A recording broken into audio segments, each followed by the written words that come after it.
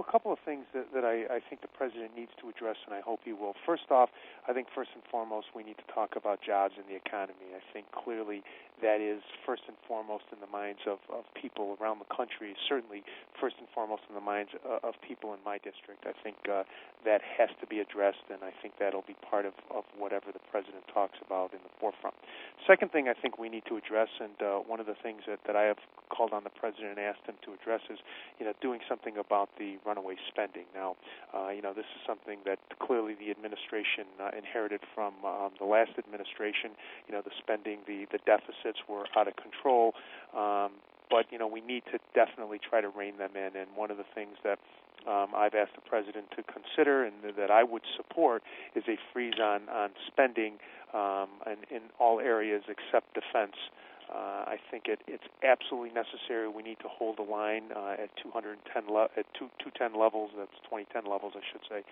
And we really need to start to get a handle on. We can't. You don't run your household like this. You don't run a business like this. And I understand government is a little different than either of those. But nonetheless, I think when you have deficits in the trillions and trillions of dollars, much more so than anyone can even fathom, we really need to rein those in. And I hope the president really focuses on those two areas. Yeah, and reports indicate that he is expected during the speech to ask for a 3-year freeze on some domestic programs.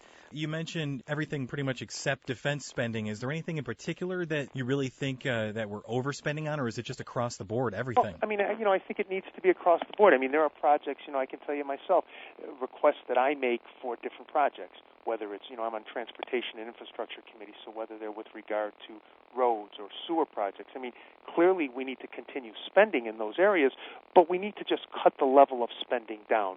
So, instead of getting 100% of the money that you need for a particular project, perhaps you get 90% of the money, and, it takes a little bit longer to do the project. Now, some of the proposals that the president is pushing for include he wants to double the child care tax credit.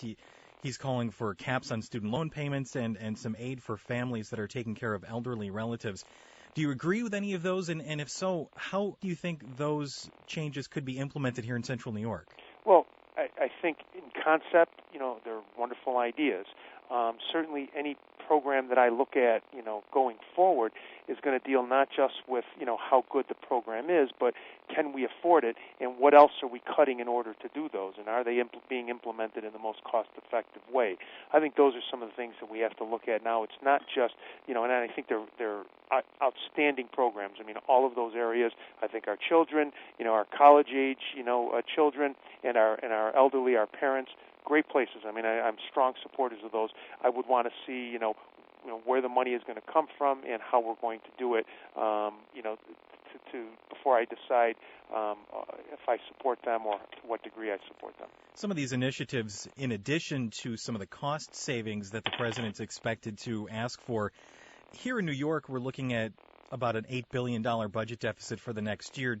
Are you hopeful that the president's initiatives sort of lead the way or set the table for New York to follow in this fiscal responsibility? I do, and I'll say this, in all fairness to New York, the governor is doing everything possible that he can to try to make cuts, and every time the governor tries to make a cut, there's a different interest group that, stands up in marches on the Capitol, and certainly I understand, the need to continue to fund different programs, but no one wants to talk about where is the money going to come from.